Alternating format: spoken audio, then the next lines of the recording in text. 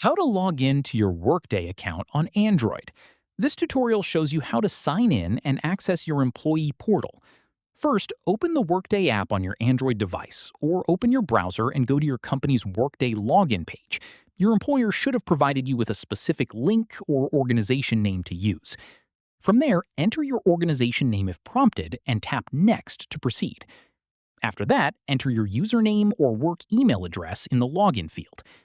At this point, enter your password and tap Sign In. From here, depending on how your company has set up Workday, you may be prompted to complete a two-factor authentication step. This could be a code sent to your email, a text message, or an authentication app, depending on your employer's security settings.